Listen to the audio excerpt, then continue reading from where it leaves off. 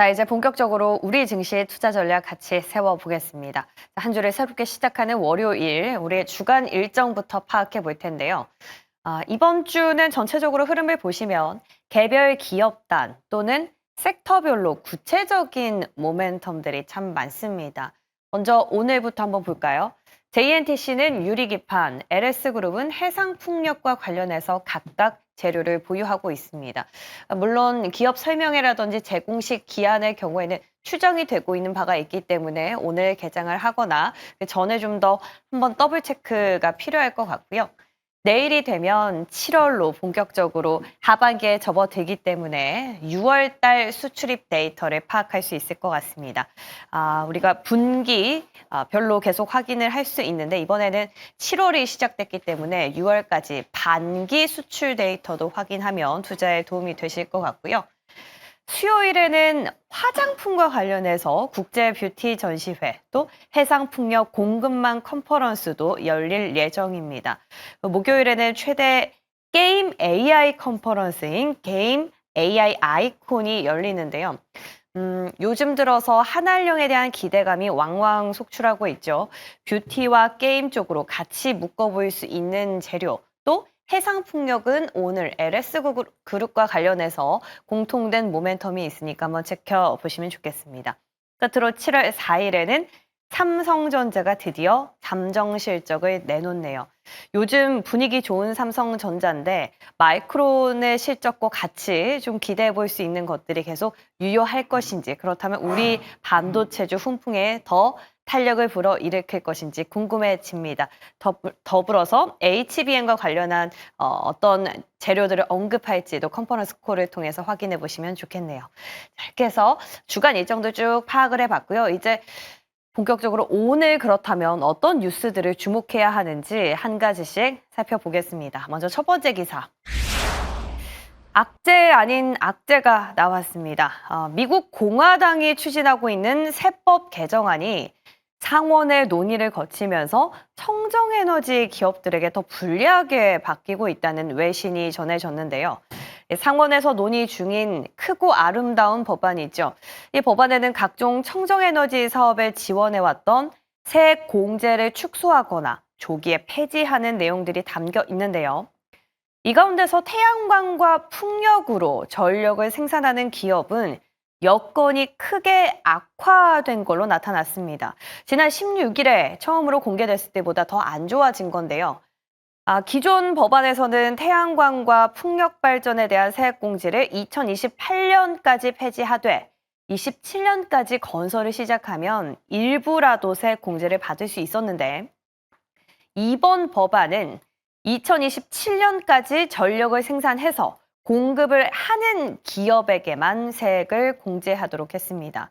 특히 우리나라의 한화큐셀이 이번 법안이 통과되면 피해를 볼 기업 가운데 하나다라고 워싱턴 포스트가 직접적으로 언급을 했는데요. 실제로 한화큐셀의 경우에는 IRA 세액 공제를 기대하고 조지아주에 새로운 태양광 패널 공장을 건설할 계획을 갖고 있었습니다. 이 중국 기업들을 상대로 가격 경쟁력을 낮출 수 있는 제품을 생산할 수 있을 줄 알았는데 이번 법안 때문에 그러한 능력이 위태로워졌다라는 분석이 나오고 있는데요. 태양광 저희도 왕왕 점검을 해왔었죠. 이번 보도 오늘장의 변동성을 불러일으킬지도 잠시 뒤에 의견 들어보도록 하겠습니다. 두 번째 기사 넘어가 보시죠. 기다렸었던 회의, 한미 협상의 어떤 내용들이 조금은 잡혔습니다. 상호 관세 유예 기간 한 열흘 정도를 앞두고 이루어졌던 우리 새 정부의 첫 한미 관세 협상, 어떤 논의들이 이루어졌는지 대략적인 내용들을 파악할 수 있는 부분이 나왔는데요. 이 자리에서 미국 측은 특히 농산물, 디지털 분야에서 우리가 비관세 장벽을 허물기 위한 액션에 행동에 나서달라고 강력하게 요구를 한 걸로 전해졌습니다. 구체적인 항목들을 보면 30개월 이상 소고기 수입 제한 완화, 농축산물 검역 완화 등이 이 구체적인 요구사항으로 전해졌는데요. 또 LNG 개발 문제에 대해서도 우리나라의 참여를 적극적으로 요청을 한 걸로 전해졌습니다. 그렇다면 반면 우리 정부가 꺼내든 카드는 무엇이었을까요? 우리 정부는 한미 간 제조업 협력을 강조한 걸로 전해졌습니다. 여한구 산업통상자원부 통상교섭본부장은 이번 협상이 단순한 관세 협상이 아니라 향후에 한미 간 협력의 틀을 새롭게 구축하게 될 제조업 파트너십의 기회다라는 걸 강조한 걸로 전해졌는데요. 아직까지 관세 협상에 임하는 우리나라와 또 미국, 양국의 입장에 온도차가 있는 만큼 다음 달 8로 예정된 협상 시한이 연기가 될 수 있을지 그 여부는 조금 더 지켜봐야겠습니다. 자, 마지막 기사 넘어가 보시죠. 이번엔 또 호재 아닌 호재가 나왔습니다. 더불어민주당이 상법 개정안과 관련해서 시행에 따른 유예 기간을 두지 않고 형법 개정 같은 이 보완 입법도 당장은 병행 추진하지 않기로 정한 걸로 전해졌습니다. 한마디로 말해서 6월 임시국회 동안 이 상법 개정안을 처리하기 위해서 속도를 내겠다라는 건데요. 이 민주당 핵심 관계자는 상법 개정안의 전자주총의 경우에는 기업들이 준비할 시간들이 좀 필요하겠지만 다른 사안은 별도로 준비가 필요한 경우가 아니기 때문에 즉시 시행하는 걸로 내용이 정리가 됐다라고 밝혔습니다. 공포 이후에 즉시 시행하는 쪽으로 최종 입법 심의 방향이 결정된 거다라고 볼 수 있는데요. 다만 또 내부에서는 관세 전쟁 때문에 기업의 대내외적인 경영 여건이 좋지 않은 상황이기 때문에 이러한 판단 아래 선시행 후 보완 입법 기조를 유지하자라는 의견도 나오고 있는 걸로 파악됐습니다. 자, 상법 개정 이제 기대감을 넘어서서 만약에 이렇게 본격화가 된다면 시장에 또 한 번 반향을 일으키게 될지 궁금해지네요. 자, 6월의 마지막 날 전략 세우러 가보시죠.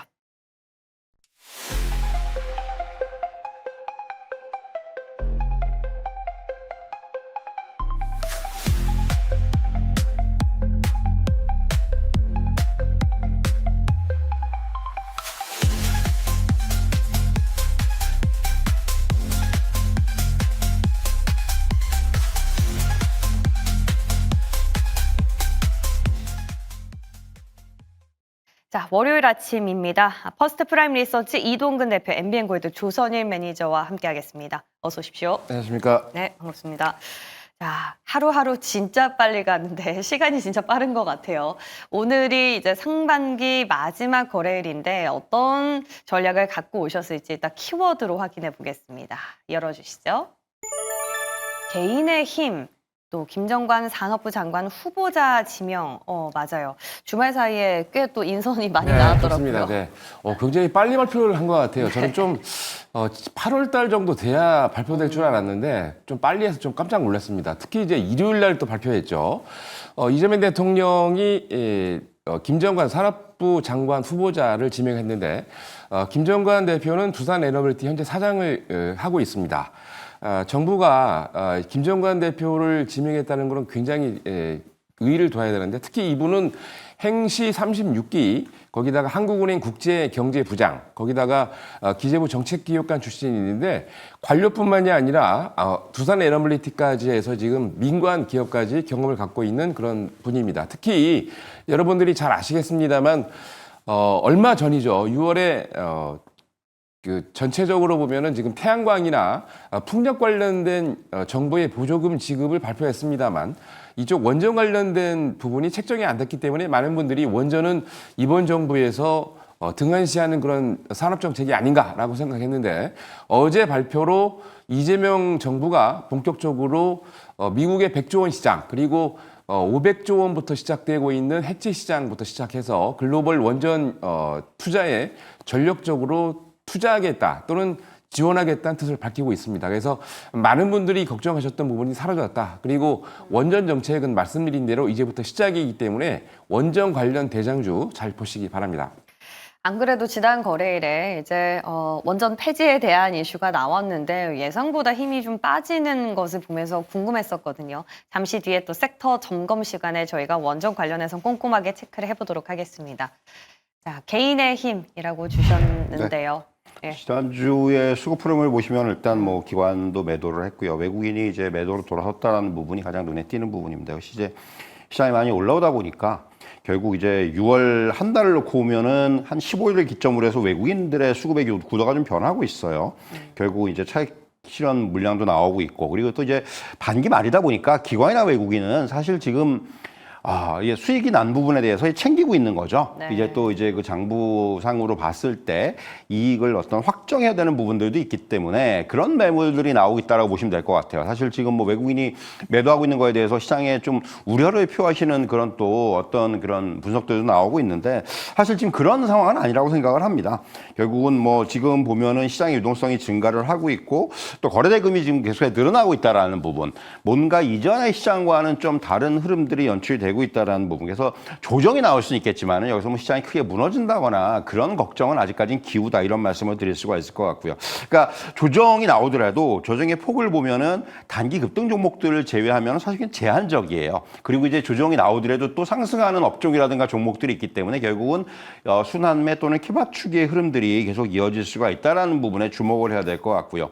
여전히 정부의 정책 기대감, 특히 이제 뭐 추경이라든가 또 앞에서 이제 매니저 말씀해 주셨지만은 원전과 관련된 정책, 또 AI 정책이라든가 이런 부분들은 여전히 시장의 기대감들이 크게 이제 작용을 하고 이렇게 말씀드릴 수가 있을 것 같고요.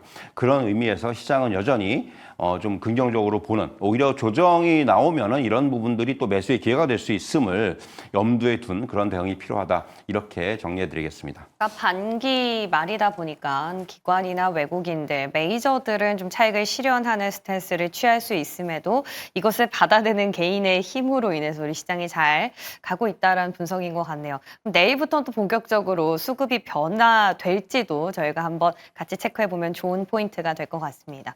자, 그럼 이제 새벽에 나온 이슈들 하나씩 점검해 보겠습니다. 자, 첫 번째. 자, 태양광의 악재 아닌 악재가 나왔습니다. 현재 미국 공화당이 세법 개정안을 추진하고 있죠. 지난 16일에 처음 공개가 되면서 한번 시장에서는 친환경주를 향한 패닉셀이 나왔었는데, 이번에는 그 법안이 더 강화돼서 우리 기업들이 져야 하는 리스크가 더 커졌다라는 외신 보도가 있었습니다. 특히 워싱턴 포스트의 경우에는 한화큐셀은 직접 타격이 불가피할 거다라고 명시를 하면서 좀 주목받고 있거든요. 그렇죠. 이제 약간 이제 이 부분이 조금 키포인트인데, 사실 이제 제가 계속 강조드렸던 거는 중국 기업들의 정책적인 미국 정부가 압박을 하고 있기 때문에 여기에 대한 반사익을 받는다라는 내용이었는데, 문제는 2028년부터 이게 세법 개정안, 특히 이제 태양광이나 에너지 정책 관련해서 친환경 관련된 부분이 이제 적용이 될 걸로 예상을 했습니다. 그래서 2027년까지 공장 가동하거나 여기에 대한 내용을 추진을 하고 있으면은 세액 공제를 받을 것으로 예상을 했는데, 문제는 이번에 조금 바뀐 게 2027년까지 태양광 업체 같은 경우에도 이미 다 설비를 만들어 놓고 전력 공급을 해야 여기에 대한 반사 이익, 감세나 또는 세액 공제를 하겠다는 내용입니다. 근데 중요한 거는 한화큐셀 같은 경우에 2027년까지 준비를 하면은 거기에 대한 세액 공제를 하기로 미국 정부에서 협의를 했기 때문에 2027년까지 조지아주에 태양광셀을 제조할 수 있는 제조 설비를 더 증축하려고 했었는데, 이것 때문에 지금 약간 문제가 되는 거거든요. 근데 미국 정부의 정책적인 기조법안을 보면은 기본적으로 중국 정부, 특히 이제 중국의 지원을 받고 있는 중국의 기업들을, 특히 태양광 업체들을 겨냥한 그런 법안이기 때문에 약간 한화큐셀이 조금 정책적으로 세법 개정안에서, 그러니까 세액 공제를 조금 못 받을 수 있긴 합니다만, 조금 중기적인 관점으로 보면은 중국 기업들의 규제로 반사이익을 받을 수 있는 거는 여건이 있다라고 보고 있기 때문에 약간 이번 이슈로 인해서 한화큐셀 그리고 이제 한화 관련된 에너지 부분이 약간 조정할 수 있긴 합니다만, 전체적인 시장이나 긴 안목으로 봤을 때는 이 조정 이후에는 때는 제가 보기에는 조금 롱텀으로 봤을 때는 괜찮다라고 보고 있기 때문에 너무 걱정할 일은 아니다. 근데 단기적인 악재인 건 맞는 것 같습니다. 그래서 이 부분만 잘 넘기고 난다면 오히려 호재가 되지 않을까라고 생각이 듭니다. 그럼 우리 갖고 계신 분들은 어떻게 대응을 하는 게 지혜로울까요? 이미 이제 미리 말씀드렸기 때문에 예. 고점에서 저희가 추천드린 게 아니고 네, 저점에서 네. 갖고 맞아요. 가고 난 다음에 이제 약간 좀 떨어져서 조정을 하고 있습니다만 네. 이미 바닥에서 출발할 때 추천드렸기 때문에 갖고 계신 분들은 제가 말씀드린 대로 중장기적인 안목에 대해서는 괜찮은 것 같아요. 그래서 너무 걱정하지 마시고 네. 단기적으로는 악재입니다만 이게 긴 안목으로 봤을 때는 단기 조정 이후에 갈 수 있는 그런 여력이 되기 때문에 중장기적으로는 홀딩하시기 바랍니다. 단기적으로 변동성은 좀 불가피해 보입니다. 이 부분 유념하시면서 긴 롱텀에서 좀 보시면 좋겠네요. 자, 그리고 이제 저희 두 번째 기사 넘어가 볼 텐데요. 드디어 기다렸었던 우리 해 정부의 첫 번째 한미 협상에 대한 골자가 어느 정도 나왔습니다. 구체적으로 들어가 보면 농산물, 디지털, LNG 이런 키워드가 떠오르는데 지금 글로벌리 시장의 흐름을 보면 관세 협상에 대한 어떤 항목이나 세부적인 사항보다는 큰 흐름에서 이게 유예될 것이다라는 포인트에 더 관점을 맞추고 있는 것 같아요. 대표님, 우리는 어디에 좀 중점을 두고 해석을 해야 될까요? 사실 지금 쟁점으로 떠오르는 사항들이 우리가 뭐 기존에 예상을 못했던 부분은 없어요. 전부 다 예상을 했던 부분들이고 결국 이제 중요한 것들은 그렇다면 이제 우리나라가 과연 협상에서 뭐 어떤 시한적인 측면이나 이런 부분에 뒤처졌느냐 그것도 아니거든요. 일본도 지금 사실 우리나라랑 비슷한 입장이고 캐나다는 아예 지금 안 하겠다라고 그랬고 네. 미국이 약간 화가 났죠. 그리고 뭐 지금 실질적으로 협상을 한 나라는 영국 정도? 인도가 지금 이제 한다고 이제 조만간에 발표한다고 그렇죠. 그러는데 그것도 이제 아직 뭐 확정된 부분은 아니고 그렇기 때문에 사실은 뭐 저는 뭐 지나치게 너무 이 서두르거나 급할 필요는 없다고 생각을 해요. 뭐 특히 이제 지금 비관세 장벽 완화에 대해서는 우리가 뭐 만약에 어느 정도 수용할 부분들을 수용해 줄 수도 있을 것 같고요. 그리고 또한 중요한 건 결국 우리가 이제 어떤 요번에 이제 그 협상에서 레버리지로 삼아야 되는 부분들은 이제 우리가 지금 기조를 밝혔지만은 미국과의 제조업 협력, 여기 제조업이라는 결국 메인이 되는 건 조선업입니다. 그러니까 미국도 결국 그걸 원하는 걸 거고요. 그렇기 때문에 그 부분의 어떤 방향성, 더 나가서는 알래스카 LNG라든가 이런 부분들을 우리가 이제 레버리지로 삼아서 미국과의 협상에서의 어떤 그러니까 받아낼 것을 받아낼 수 있는 이제 그러한 기조로 가야 된다고 생각을 하고요. 그러니까 앵커께서 말씀하셨지만 제일 중요한 부분들은 과연 그렇다면 미국이 정한 시한 내에 얼마나 많은 국가들하고 협상이 되느냐 여부에 저는 뭐 그거는 쉽지가 않을 거라고 봐요. 그렇기 때문에 결국 미국 입장에서도 뭐 두 가지 방법이에요. 그 시간이 되면 그냥 에이 모르겠다 하고 그냥 정해진 관세율을 매기는 방법 하나. 또 하나는 이게 전체적으로 봤을 때 시한을 연장시키는 또는 이제 개별로 시한을 연장시키는 방안 둘 중에 하나인데 저는 전제의 가능성보다는 후제의 가능성이 높다고 생각을 해요. 그러니까 미국도 지금 어떻게 보면 여기서 만약에 또 그 관세를 밀고 나가면은 뭐 시장에 어떤 받을 수 있는 충격이라든가 이런 부분들도 생각하지 않을 수가 없기 때문에 그런 것들을 감안하는 후제의 가능성이 좀 크다고 생각을 하고 그렇다면은 말씀드린 대로 이러한 우리가 이제 그 어떻게 보면은 레버리지로 삼을 수 있는 그런 사안들을 좀 이제 잘 활용을 해서 좀 이제 그 굉장히 좀 뭐랄까 건설적인 그런 방안을 도출하는 그런 방향성이 필요하지 않나 이런 말씀을 드릴 수가 있을 것 같습니다. 뭐 단순히 주말 동안 나온 이 기사로 인해서 시장의 어떤 방향성이나 해석이 분분할 여지는 아직은 없겠네요. 그렇죠. 사실은 이게 네. 말씀드린 대로 예. 시장이 모르고 있었던 얘기가 아니에요. 그렇죠. 다 알고 네. 있었던 얘기이기 때문에 사실 이 부분을 위해서 시장이 받을 수 있는 영향은 그렇게 크진 않다고 생각을 합니다. 우리가 글로벌리 지금 보면은 발을 잘 맞춰가고 있는 것 같아요. 너무 급하지도 또 너무 느리지도 않게끔 이대로 잘 이루어진다면 LNG 조선 쪽은 분명한 어떤 기대감이 나올 수도 있을 것 같다라는 생각이 듭니다. 예, 그럼 이제 마지막 기사 우리 시장 안으로 좀 들어가 볼게요. 상법 개정안 드디어 본격화가 되는 걸까요? 생각했던 것보다 지금 여당에서 빠르게 드라이브를 걸고 있는 것 같습니다. 만약에 이게 기대감을 넘어서 본격화가 된다면 시장에 또 한 번 반향을 불러일으키게 될지 궁금한데 앞서서 우리 조서희 매니저께서는 지주사에 대한 기대감을 계속 갖고 가자라고 말씀을 누누이 해주셨지 않습니까? 네, 맞습니다. 네. 여기에 대한 내용은 이제 이미 말씀을 드렸습니다만 상법 개정안은 좀 예상보다 좀 빠르게 진행될 것 같습니다. 특히 이제 이사회의 주주충실 의무 상법 개정안인데 민주당 같은 경우는 조금 빠르게 그러니까 원래 보통 보면 이거를 공포를 하면은 3개월 내지 6개월 정도 어느 정도 유예 기간을 두는데 유예 기간 없이 바로 적용하겠다는 얘기죠. 네. 지금 이제 화면에 보시면은 기존에 대한 내용과 추가적으로 독립이사부터 대기업 집중 투표 활성화 방안 이렇게 쭉 나와 있는데 여기에서 이제 가장 빠르게 이제 할 수 없는 거는 이제 전자투표를 해야 되기 때문에 전자투표 시스템을 구축하는 데 시간이 좀 걸립니다. 그래서 이거 외에는 거의 대부분이 빨리 진행될 수 있는데 오늘 또 이제 30일 경제 7단체장하고 이제 민주당하고 이제 오늘 협의가 진행이 될 건데 중요한 거는 전체적으로 이제 여기에 대한 특히 이제 어떤 경제 활동을 위해서 기본적으로 결정을 했을 때 배임 관련된 게 많이 이제 떠오르고 있기 때문에 그렇게 된다면 많은 주주분들이 배임 관련해 가지고 수를 고소를 할 가능성이 높기 때문에 이렇게 된다면 경제 활동을 할 수 없다라는 입장인데 민주당 측에서는 이미 헌법 같은 경우에 보통 이제 판결 내용을 갖고 그걸 따르는 거기 때문에 이미 그러한 내용들은 이미 오래 전에 판결이 나 있는 거고 그걸 바탕으로 해서는 그렇게 크게 우려할 수 없다라고 얘기를 하고 있기 때문에 또 차후에 여기에 대한 그러니까 먼저 진행을 하고 난 다음에 보완 조치를 하겠다라고 얘기를 했기 때문에 발표를 하고 난 다음에 아마 7월 4일까지 이게 통과가 될 겁니다. 국회에서. 그러면은 바로 7월 4일부터 발행되고 집행이 될 건데 그렇게 된다면 차후에 나오는 불완전한 요소에 대해서는 입법 보완을 할 수 있기 때문에 그렇게 된다면 주주분들에게 여러분들에게 굉장히 좋은 그런 내용이 될 수 있다라고 보여지고 있고 지주사를 오래전부터 말씀드렸던 이유가 이게 빠르게 시행될 수 있기 때문에 강조드렸던 겁니다.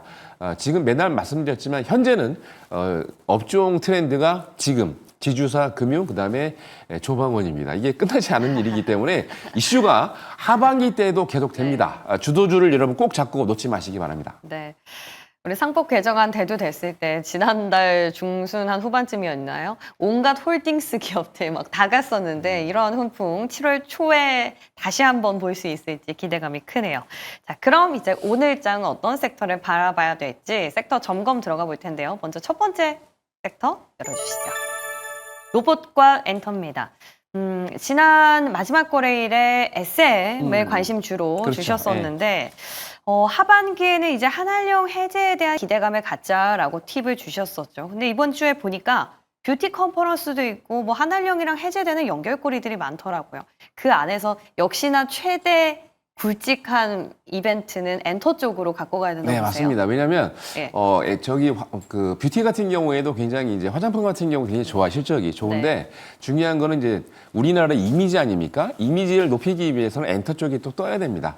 하반기 때 계속 말씀드리는데 하반기 업종 중에 강하게 올라갈 업종 중에 하나가 엔터입니다. 왜냐하면 7월 이후부터 이제 뭐 기본적으로 계속 몇 달 동안 말씀을 드렸는데 이 중국을 대표하는 엔터 업체에 많은 임원들이나 대표들이 대거 또 한국을 방문할 예정입니다. 여러분들 3월 달에도 3월 26일부터 29일까지 우리나라에 중국의 많은 엔터 대표들이 방문을 했는데 24일 같은 경우는 방송사를 그리고 25일 같은 경우는 엔터사를 그리고 27일 같은 경우는 40명의 우리나라를 대표하는 엔터 업계의 주요 인사들 미팅을 했는데요. 그 이후에 관련 업종군들이나 관련 매체들 뜨면서 굉장히 강하게 움직였습니다. 이번에도 마찬가지입니다. 특히 중국 기업들 같은 경우는 우리나라의 엔터 지분을 많이 늘리고 있습니다. 왜냐하면 한한령뿐만이 아니라 해제뿐만이 아니라 기본적으로 엔터 업종들이 한류 붐을 일으키면서 중국뿐만이 아니라 전 세계에서 굉장히 좋은 이미지를 갖고 있습니다. 그래서 얼마 전이죠. 5월 28일 텐센트 뮤직홀딩스 홍콩에 있는 자회사, 홍콩 이 자회사가 SM의 지분을 9.66% 인수를 했는데 그뿐만이 아니고 많은 우리나라의 엔터 기업들을 중국 기업들이 인수를 하고 있습니다. 지분을. 왜냐? 굉장히 한류붐으로 이미지가 좋기 때문이고요. 엔터 업종군들이 이렇게 뜨고 한류붐이 계속 연결이 돼야 그에 관련된 산업들, 뭐 뷰티라든지 또는 많은 산업들이 또 성장할 수 있기 때문에 여기에 대한 관심을 가져야 된다는 입장이고 하반기 때 분명 엔터 관련된 업종군들이 강하게 움직일 수 있습니다. 앞에 나오고 있는 화면에 나오고 있는 그런 기업들 관심 있게 지켜보시기 바랍니다. 그러니까 엔터로 우리 얼굴을 잘 알려야지 파생격으로 또 화장품이라든지 게임 컨텐츠 조금 기대해 볼 수 있다라는 의미셨던 것 같아요. 자, 그리고 우리 이동근 대표님 로봇에 대해서 의견을 일단 긍정적으로 주셨는데 정부 인선 이후에 다시 각광을 받는 것 같긴 해요. 근데 이게 도대체 상승하는 종목들이 좀 대중이 없어서 이전 붐을 생각해 보면 뭔가 대기업이랑 연결을 한다든지 아니면 뭔가 실적이 나온다든지 이런 방향성이 뚜렷했는데 이번엔 잘 모르겠습니다. 지금 대중이 없을 수밖에 없는 게 사실은 네, 이제 네. 그렇게서 말씀하신 부분이 굉장히 중요한 부분인데 아직까지 실적에 대한 부분들은 사실은 명확하지가 않아요. 지금 아직까지는 기대감이고 결국 이제 실적으로 얼마나 빨리 연결될 수 있는지가 가장 중요한데 그럼에도 불구하고 사실 로봇주들에 대해서 긍정적인 시각을 가져가야 된다고 생각하는 이유는 일단 시장의 규모 자체가 휴머노이드 시장만 놓고 보더라도 글로벌 시장이 한 올해 한 4억 달러 정도인데 한 2년 후 2027년이 되면 이게 한 30억 달러 정도로 급성장을 할 전망이 그러니까 2년 사이에 불과 한 9배 정도의 어떤 시장의 성장세가 나타날 것으로 전망이 된다라는 거죠. 올해가 어떻게 보면은 그 원년이 될 수가 있는 게 테슬라의 어떤 옵티머스가 이제 그 본격 출시가 될 것이고 여기에다가 이제 많은 그런 휴머노이드 제품들이 선에 보이면서 시장이 본격적으로 개화가 될 거예요. 여기에다 뭐 우리나라 같은 경우 삼성전자, LG전자, 뭐 현대차를 비롯해서 이런 그 대기업들의 어떤 그 로봇 사업에 대한 투자라든가 또는 이제 지금 뭔가 업무의 진행들 이런 것들이 이제 빠르게 나타나고 있다는 겁니다. 올해 뭐 시제품을 내놓고 계속해서 이제 본격적으로 앞에서 말씀드리는 어떤 그 관련된 실적들을 내놓을 수 있는 그런 시기가 도래하고 있다라는 점이고요. 또 하나의 정부의 정책적인 면에서 볼 때 뭐 4월 달에 이제 K 휴머노이드 연합이 출범을 했는데 이제 정부가 바뀌면서 사실은 로봇에 대한 어떤 투자라든가 또는 이제 지원이라든가 이런 기대감들은 더 크게 확대가 되고 있다라는 부분입니다. 그리고 요번 이제 앞에서 앵커께서 말씀하셨다시피 어떤 그 장관 인사라든가 이런 걸 보더라도 AI와 로봇에 대한 어떤 얼마나 이제 정부가 집중을 하겠다라는 의지가 그대로 드러나 있다고 말씀드릴 수가 있을 것 같아요. 현업에 있는 어떤 그런 인물들을 장관 자리에 앉히고 뭔가 굉장히 그 중요한 자리들에 앉힌다라는 부분에 저는 주목을 해야 된다고 생각을 하고요. 이번에 이제 오토매티카 2025에서도 사실 뭐 두산이라든가 이런 그 관련된 AI 로봇 기술들이 주목을 받았습니다만은 결국 이제 산업 자체가 이제 시작하는 시점에 있어요. 근데 그렇기 때문에 사실은 아직까지는 기대감이지만은 이런 부분들이 결국 향후에는 이제 본격적으로 뭔가 결과와 실적으로 연결이 될 수 있는 건 초입 단계이기 때문에 사실 그리고 로봇주들이 오랫동안 쉬었어요. 그렇기 때문에 이제 이런 부분들을 감안한다면은 충분히 이제부터는 좀 관심을 가지는 그런 다시 시기가 도래하지 않았나 이렇게 정리해 드릴 수가 있겠습니다. 우리 지난주부터 로봇에 대해서 점검을 계속 하고 있는데 공통된 부분이 있습니다. 이제부터는 조금씩 봐야 한다. 앞으로 2년간 성장에 베팅을 하고 원년이 될지 궁금해지네요. 자, 이제 다음 섹터 열어보겠습니다. 공개해 주시죠. 방산과 원전. 예, 앞서 원전은 또 정부 인사와 관련해서 힌트를 주셨는데 어떻게 해볼까요? 여전히 두산으로 그냥 밀고 가면 되겠습니까? 두산도 좋고요. 네. 다른 원전주들도 이제 같이 올라갈 수 있겠죠. 아하, 네. 뭐 아시겠습니다만 AI 관련해서 또 네이버 AI 정책관이 또 올라가면서 네이버 관련뿐만이 아니라 AI 관련 종목들이 굉장히 맞아요. 강세를 보였는데 이번에 이제 그 김종관 두산 엘리베이터 사장을 지명했던 거는 이미 이재명 정부의 정책을 확실하게 두고 있는 겁니다. 지금 보면은 정책 관련해서 장관급 대통령실 그 정책 실장들이 나오고 있는데 하정우 실장 같은 경우에는 아까 말씀드린 대로 AI 정책 실장 발표하면서 AI 관련된 네이버뿐만이 아니라 카카오까지 급등을 했는데 이번 그 체코 원전 수혜의 최대 사령탑인 김정관 두밀사장, 두산 엘리베이터 사장이 굉장히 역할을 많이 했죠. 그래서 이재명 정부의 정책은 원전에 또 힘을 실어주고 있다는 거고요. 두 번째는 체코 두쿠바니 원전 5호기, 6호기 계약 체결을 했는데 그것뿐만이 아니라 앞으로 이제 체코 내에도 테멜렌 원전이 또 있습니다. 2호기가. 그래서 이게 진행이 되면은 여기에 대한 이슈가 또 부각이 되는데 테멜렌 원전뿐만이 아니고 유럽이나 아시아권 그다음에 글로벌 시장에서 미국도 그렇고요.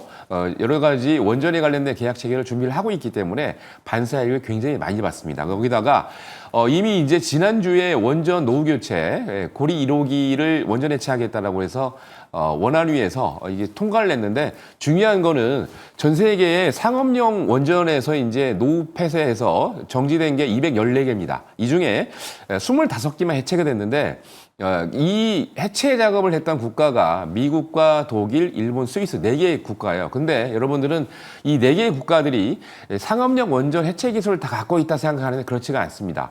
미국은 이미 상업용 원전 해체 기술을 갖고 있고요. 말씀드린 독일, 일본, 스위스는 상업용 원전이 아니고 상업용 원전을 만들기 전에 여러분들이 이제 프로토타입으로 기본적으로 조그맣게 만드는 그런 원전이 있거든요. 그거를 지금 해체한 기술입니다. 그래서 상업용 원전 기술이 아니다는 거. 그리고 일본 같은 경우는 3월에 하마오카 원전 2호기를 이제부터 상업용 원전 해체 기술 들어갑니다. 그렇게 된다면 미국과 일본, 우리나라가 3파전입니다. 그래서 전 세계 500조 원전 해체 기술 시장에 3개의 국가가 나가서 갈 수 있기 때문에 빨리 이걸 이루어서 우리나라가 더 많은 그런 기술력을 확보를 해서 더 많은 그 마켓 쉐어를 했으면은 아마 매출도 굉장히 좋지 않을까라고 생각이 듭니다.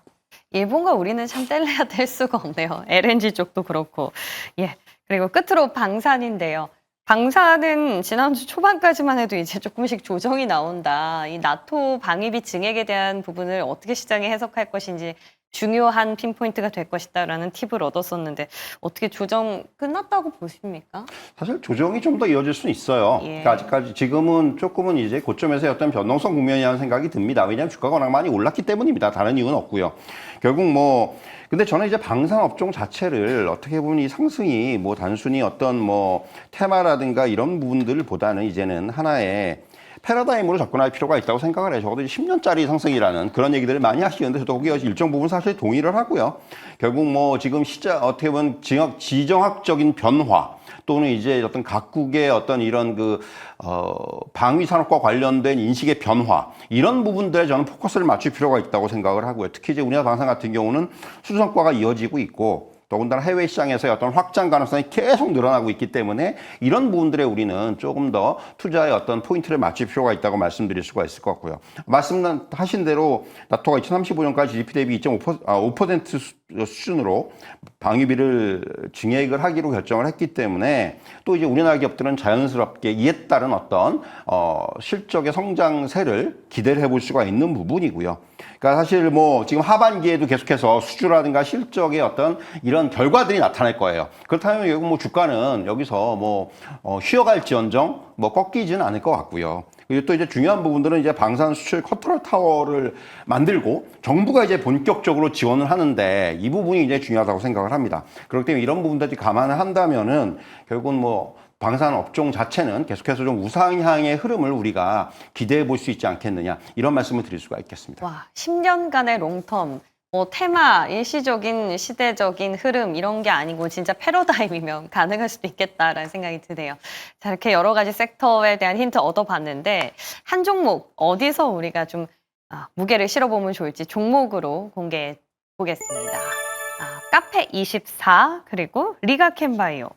카페24 오랜만이에요. 오랜만이죠.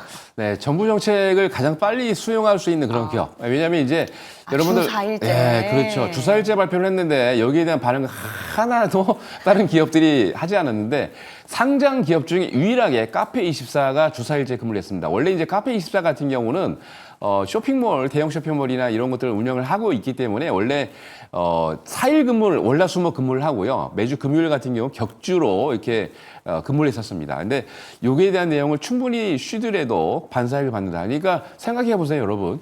주 5일을 근무하고 한 달 월급을 그러니까 일주일치 월급을 계속 받는 그런 기업이 4일 근무하고 한 달치 월급을 받습니다. 와, 이게 대단하지 않습니까? 예, 이렇게 해야 여러분들 우리나라에 있는 이제 관광 산업이라든지 여러 가지 또 파생될 수 있는 상품들이 또 많이 늘어나기 때문에 더 좋다 이거 생각하고 있고요.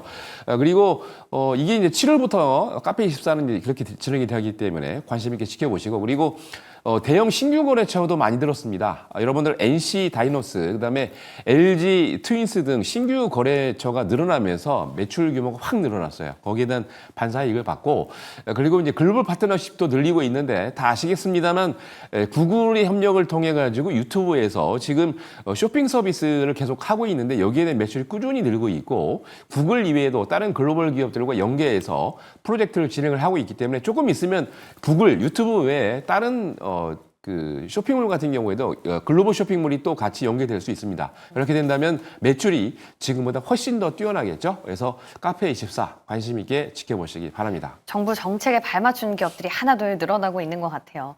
자, 리가캠 바이오는 바이오 오랜만입니다.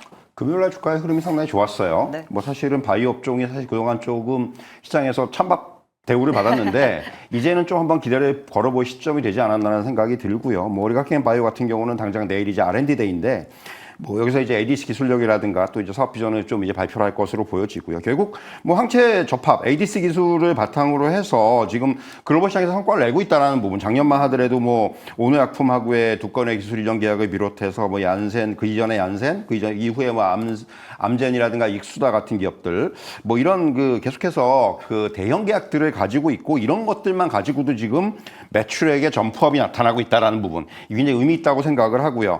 결국은 지금 이런 그 이중항체 기반의 ADC 또 면역 항암제 부분으로의 어떤 또 연구 영역을 확장하고 있다는 측면에서 뭐 사실 향후에 이제 바이오 업종에 대한 기대감이 좀 올라온다면은 이 아킨바이오 같은 종목들이 가장 좀 앞장서서 움직일 수 있는 종목이라고 생각을 하고 그래서 이제 오늘 말씀을 드리고요. 최근에 또 흥미로운 부분은 외국인의 매수세가 지속되고 있다는 부분. 이것도 좀 주목을 해야 된다고 말씀드릴 수가 있을 것 같습니다. 네.